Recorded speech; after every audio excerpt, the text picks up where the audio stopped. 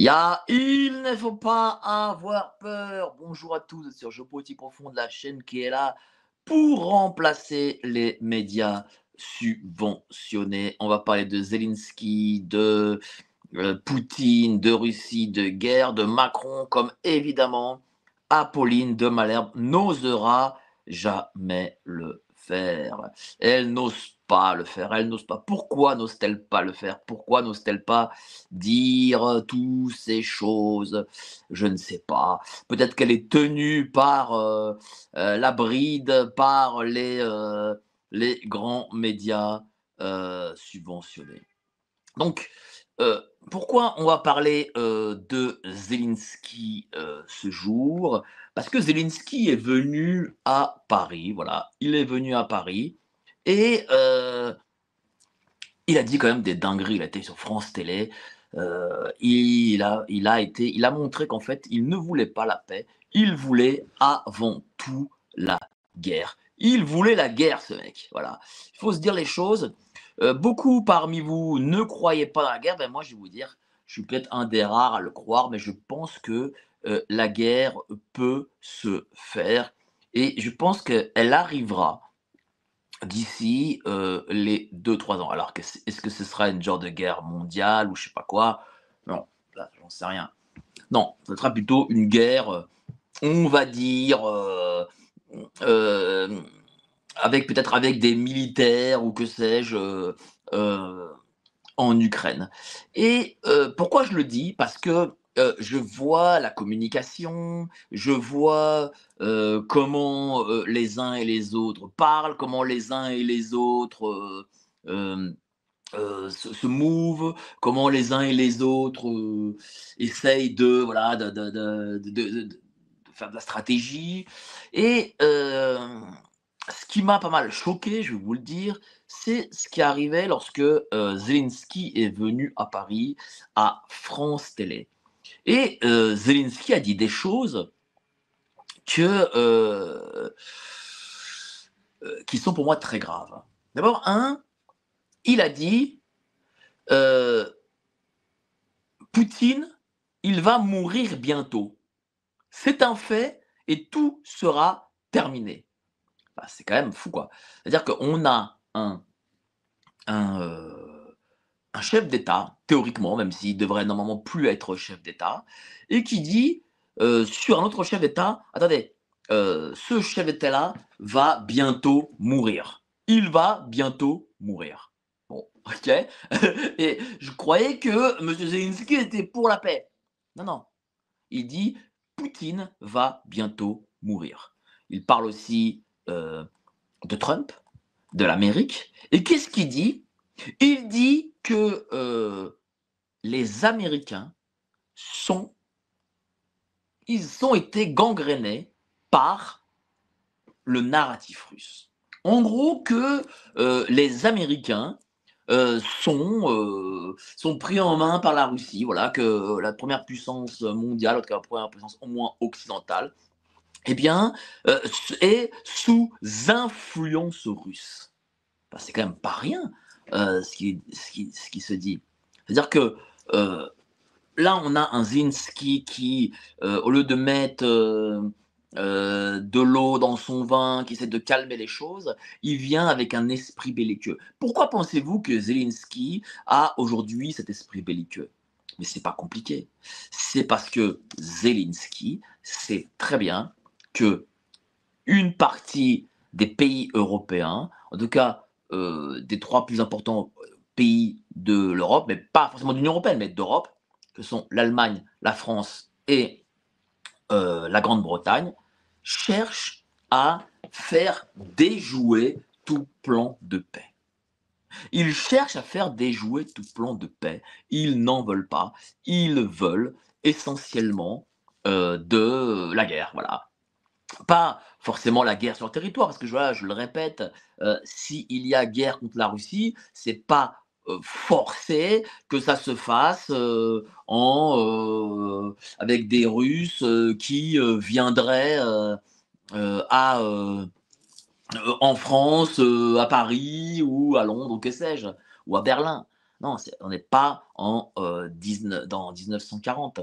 Ça peut être essentiellement sur la position ukrainienne. D'ailleurs, Macron a dit avant-hier qu'il cherchait à mettre en place une force anglo-française qui serait sur le terrain, euh, ukrainien. Voilà, parce que il faut aussi se dire les choses.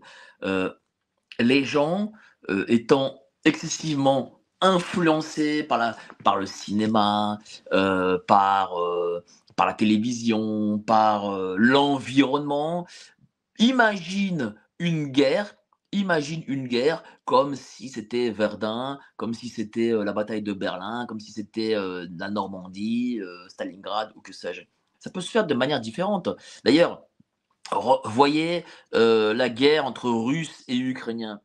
Je veux dire, les Russes ne sont pas allés à Kiev, ils sont pas allés au-delà. Bon, parfois, ils bombardent un peu, bon, mais je veux dire, il n'y a pas, il n'y a pas de tranchées à Kiev, il n'y a pas de, je sais pas moi, de centaines de milliers de soldats à la frontière polonaise, à la frontière roumaine, voilà. Ils sont sur leur position. La guerre, ça peut être un envoi de troupes européennes contre l'Ukraine, enfin contre la Russie en Ukraine. Voilà. À un moment donné, il faut aussi se dire les choses. Les, les, nos dirigeants ont des intérêts. Et nos intérêts, enfin leurs intérêts, pardon, ne sont pas nos intérêts. Les intérêts des dirigeants ne sont pas les intérêts des peuples. À un moment donné, il faut aussi se dire ces choses-là. Voilà. Donc, moi, je le dis, hein, je le vois, je le comprends, je l'entends. Zelensky, lorsqu'il vient à France T, lorsqu'il vient en France, c'est pour mettre de l'huile sur le feu. Voilà. Euh, D'ailleurs, tiens, il insulte une deuxième fois les Russes lorsqu'il dit le cessez-le-feu en mer Noire est surtout important pour les Russes. Et il explique qu'en fait, la mer Noire n'est pas contrôlée par les Russes. Mais je suis désolé, cher monsieur Zelensky, là, vous mettez de l'huile sur le feu parce que qu'est-ce que vous contrôlez? Qu'est-ce que l'Ukraine contrôle aujourd'hui en mer Noire? Mais rien. Il ne contrôle rien. Donc en fait, il est en train d'expliquer qu'il n'a pas besoin de faire cette paix. Il n'a pas besoin parce que en réalité, les Russes n'avancent pas comme ils le disent et que si une paix se fait, en gros, ce serait à son détriment. Voilà. Euh, donc, donc tout ça. Et puis après, ça dire, redire, voilà, mais la guerre va s'arrêter parce que Poutine va mourir. Attendez, mais vous avez déjà vu, vous, un chef d'État expliquer que voilà, un autre chef d'État va mourir et donc du coup, on va solutionner tel ou tel problème. Il dit aussi, voilà, la Maison Blanche est sous l'influence du narratif russe. C'est-à-dire que là, il insulte Trump.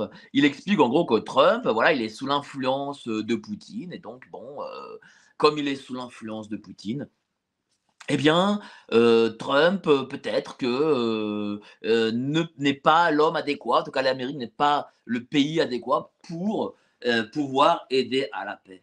Moi, je vais vous dire, aujourd'hui, ce que cherche, et d'ailleurs, c'est ce qu'il a dit, c'est ce que Zelensky dit. Il dit, voilà, nous voulons cette trêve. Voilà. Ils veulent une trêve, certes, mais ils veulent pas une trêve pour négocier une paix. Ils veulent une trêve, un, bon, pour opposer les troupes, parce que voilà, ces troupes n'en peuvent plus, mais deux, pour se réarmer. Ils cherchent à gagner du temps pour se réarmer et pour continuer la guerre. Et pour amener à la guerre, amener comment dire, amener en Ukraine un maximum de pays. Parce que c'est ça l'objectif. L'objectif, c'est la guerre. Je le répète. Et si je ne me répétais pas je ne me répétais pas, et ben, ça voudrait dire que j'étais là pour mentir aux gens, ce qui est faux.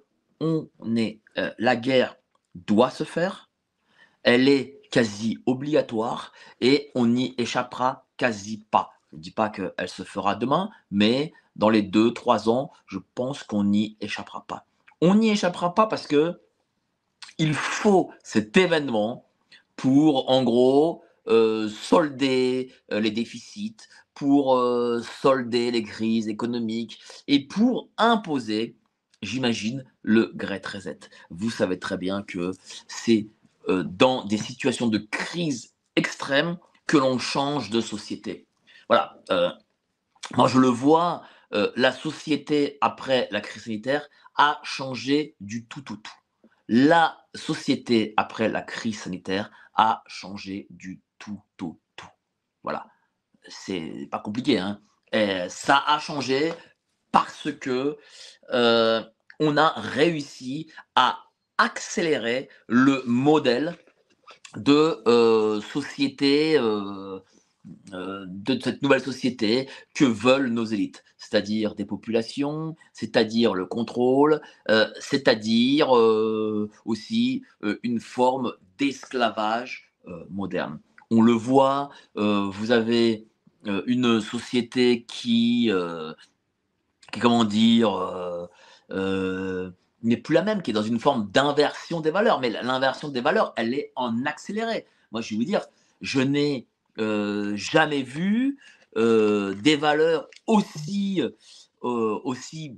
autres, on va dire, que ce que l'on vit aujourd'hui.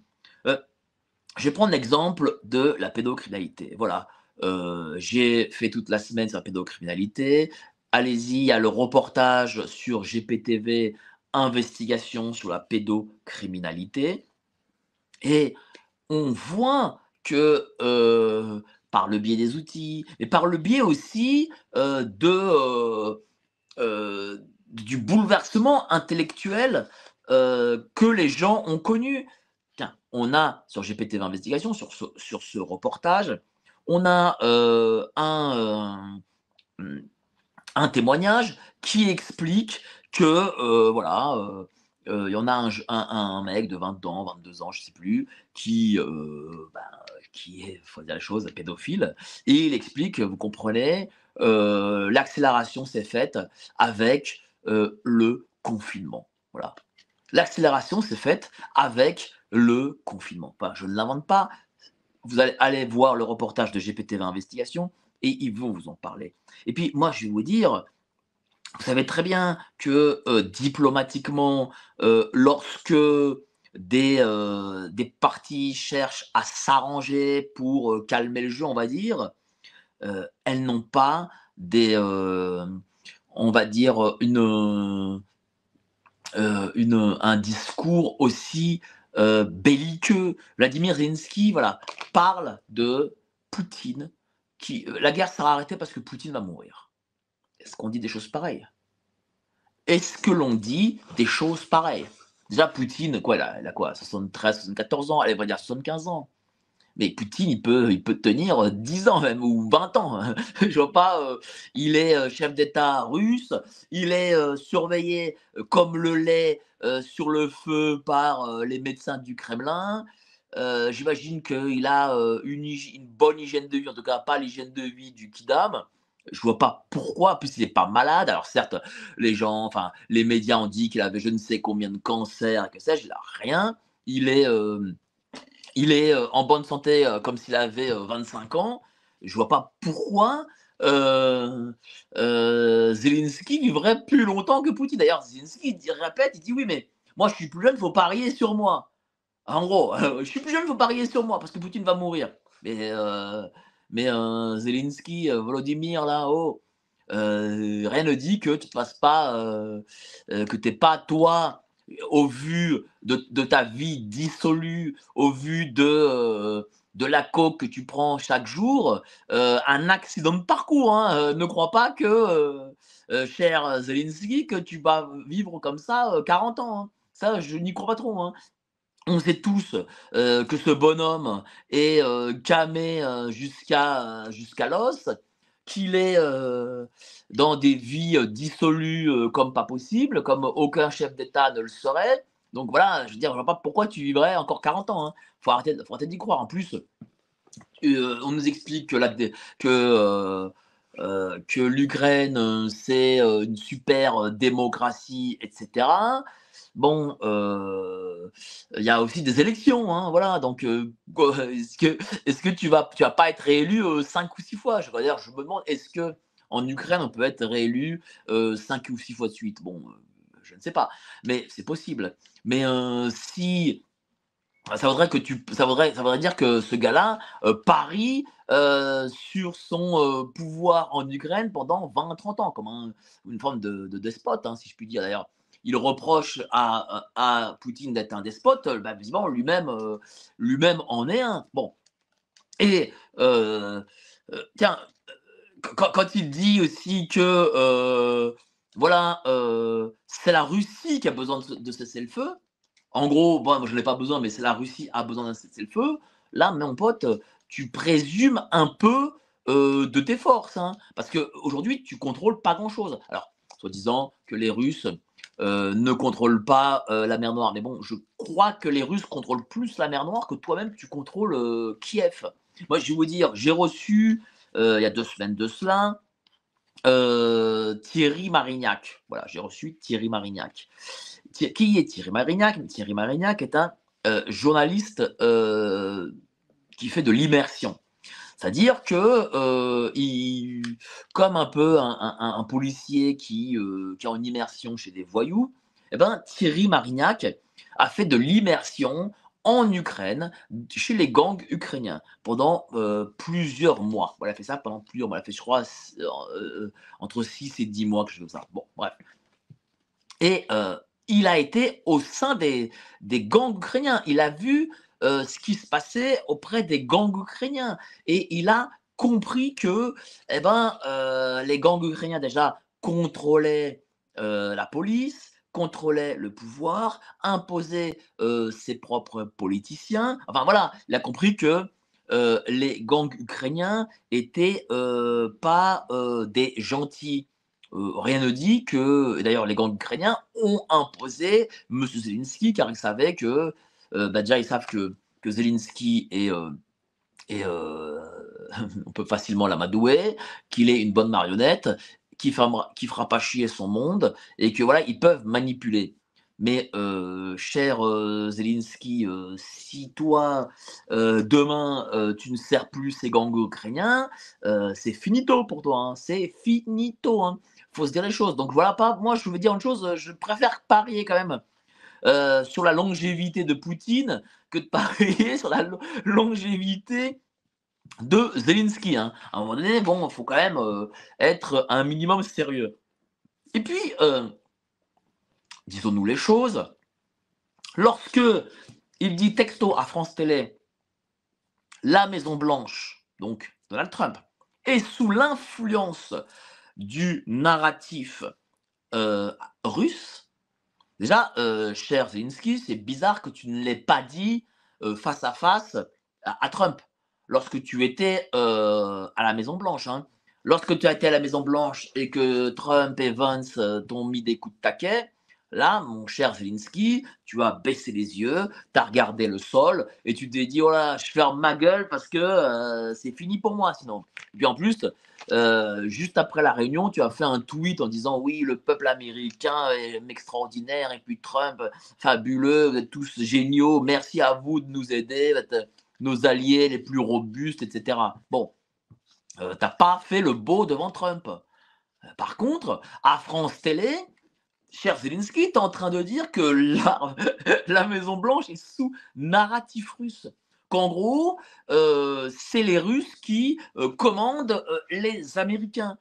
Moi, je vais te dire un truc, je crois pas que ça plaise là. Je pense que, d'ailleurs ces mots ont été rapportés, à, à, à Trump, hein, faut dire les choses. Ces mots ont été sûrement rapportés à Trump et donc ces mots-là n'ont pas plu aux Américains. Mais tout ça, c'est fait exprès parce que je vais vous dire une chose, ces mots-là qu'il a, de dire que Trump est sous influence russe, que Poutine va bientôt mourir, qu'est-ce que ça veut dire? Pourquoi il les a prononcés d'après vous? Mais parce que Zelensky a eu des gages. Il a eu des gages de l'Europe, des Européens, des Anglais, des Français, des Allemands, des Espagnols, des Italiens, etc. Alors, moi, à titre personnel, bon, je me fierais pas trop dans la puissance de feu de ces pays-là. Mais bon, lui, visiblement, il se fie à ça. Donc, bon, mais ça ne signifie pas que seulement que on se ferait écraser. Ça signifie surtout que les, l'Occident européen est belliqueux et qu'il cherche que le pire arrive. Moi, j'ai interrogé quelques personnes, des jeunes à Châtelet, et j'en ai fait d'ailleurs un reportage qui va sortir très très vite, en disant mais les gars, euh, d'ici quelque temps, Macron va annoncer la guerre et d'ici quelque temps, vous serez mobilisés. Qu'est-ce que vous en pensez? Et la plupart de ces jeunes m'ont dit: «Mais attendez, nous, c'est pas possible, on peut pas aller à la guerre parce qu'on n'a pas la puissance de feu pour aller à la guerre». Évidemment, c'est la logique, c'est une réalité. On n'a pas la puissance de feu russe, on n'a pas la puissance de feu américaine ou chinoise pour faire la guerre contre les Russes. C'est vrai, c'est vrai. Mais ça ne signifie pas que la guerre ne se fait pas. Ça ne signifie pas ça. Vous savez, euh, tous ces gens ne font pas les choses que nous imaginons logiques. C'est-à-dire que si l'un de nous est à la tête de pays, avant de faire la guerre, mais imaginons la guerre devient obligatoire. Bon, qu'est-ce qu'on essaierait de faire? On essaierait d'investir au maximum pendant 4-5 ans.